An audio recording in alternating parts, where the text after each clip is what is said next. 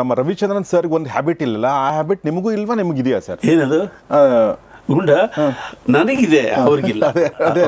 ನಾನು Born alcoholic. ಅದಂಗೆ ಹೆಂಗೆ ಅಂದರೆ ನಮ್ಮದು ವರ್ಕಿಂಗ್ ಕ್ಲಾಸ್. ಓಕೆ. ನಮ್ಮ ತಂದೆ KH ಗೋವಿಂದರಾಜು, ಅವರು ಬಾರ್ನ್ ಆಲ್ಕೋಹಾಲಿಕ್ಕು. ನಮಗೆಲ್ಲ ರಿಸ್ಟ್ರಿಕ್ಷನ್ ಇರ್ತಾ ಇರಲಿಲ್ಲ. ಅವರೊಂದು ಚಿಕ್ಕ ಮಿನಿ ಬಾರ್ ಇಟ್ಟಿರೋರು. ನಾವು ಯಾವಾಗ ಬೇಕಾದರೂ ಹೋಗಿ ಬೆಳ್ಳಿ ಲೋಟ ಅದು ಜಿಂಜರು ಹಾಕ್ಕೊಂಡು ಕುಡಿಬೋದಿತ್ತು. ನಮ್ಗೆ ಅಷ್ಟೊಂದು ಅನುಕೂಲ ಇತ್ತು. ಮತ್ತು ಎವ್ರಿ ಸಂಡೇ ನಮ್ಮ ಪ್ರಿಂಟಿಂಗ್ ಪ್ರೆಸ್ನಲ್ಲಿ ಲಾವಣಿ ಕಾರ್ನೆಲ್ಲ ಸೇರೋರು, 30-35 ಜನ ಲಾವಣಿ ಕಾರು, ಎಲ್ಲ ಗುಂಡು ಮಾಸ್ಟರ್ಗಳೇ.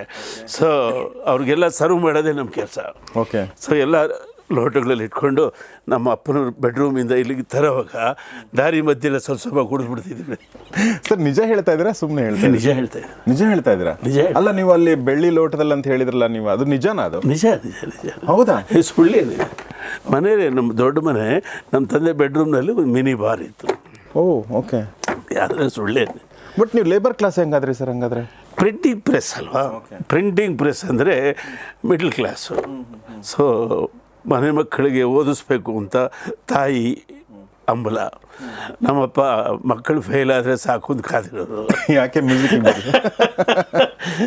ಪ್ರಿಂಟಿಂಗು, ಕಂಪೋಸಿಂಗು, ಬೈಂಡಿಂಗು ಅದರಲ್ಲಿ ಅವ್ರಿಗೆ ಇಂಟ್ರೆಸ್ಟು. ಓಕೆ. ಒಂಥರ ಟಿಪಿಕಲ್ ಕ್ಯಾರೆಕ್ಟರ್ ನಮ್ಮ ತಂದೆ.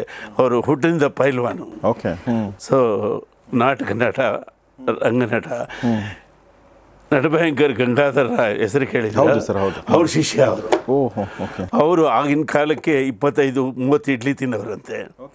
ಇವರು ಅಷ್ಟೇ ತಿನ್ನೋರು. ಕೂತ್ರೆ ತಾಯಿ ಕಂಸನ ಪಾತ್ರ, ರಾಕ್ಷಸನ ಪಾತ್ರ ಅದೆಲ್ಲ ನಮ್ಮ ತಂದೆ ಚೆನ್ನಾಗಿ ಮಾಡೋರು, ಚೆನ್ನಾಗಿ ಹಾಡೋರು.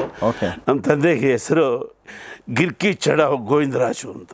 ಗಿರ್ಕಿ ಚಡ ಅಂದ್ರೆ ಚಪ್ಪಲಿ? ಚಪ್ಪಲಿ ಗಿರ್ಕಿ ಕೊಲ್ಲಾಪುರಿ ಚಪ್ಪಲಿ ತರ. ಮಾವಳ್ಳಿಯಲ್ಲಿ ಗಿರ್ಕಿ ಚಡ ಗೋವಿಂದರಾಜ್ ಬರ್ತಾರೆ ಅಂದರೆ ರೋಡಲ್ಲಿ ಒಂದು ಅಲರ್ಟ್ನೆಸ್ ಇರೋದು. ಅಲ್ಲಿನ ರಾಮ ಮಂದಿರದಲ್ಲಿ ನಮ್ಮ ತಂದೆದೇ ವಹಿವಾಟು, ಚೆನ್ನಾಗಿ ಹಾಡೋರು. ಸೊ ಹಾಗಾಗಿ ಒಂಥರ ಆಕರ್ಷಕ ವ್ಯಕ್ತಿತ್ವ ನಮ್ಮಪ್ಪ. ನಮಗೆಲ್ರಿಗೂ ಅವ್ರ ಬ್ಲಡ್ಡಿಂದನೇ ಮ್ಯೂಸಿಕ್ ಬಂದಿದೆ. ಆಬ್ವಿಯಸ್ಲಿ. ಅಲ್ಲಿ ಆ ವರ್ಕಿಂಗ್ ಕ್ಲಾಸ್ನಲ್ಲಿ ನಾವಿದ್ದು ಎಷ್ಟೋ ಅಷ್ಟಿಷ್ಟು ಓದಿ ಅಲ್ಲಿಂದ ಎದ್ದು ಇಲ್ಲಿವರೆಗೂ ಬಂದಿದ್ದೀವಲ್ಲ, ಅದೊಂದು ಸಾಧನೆ.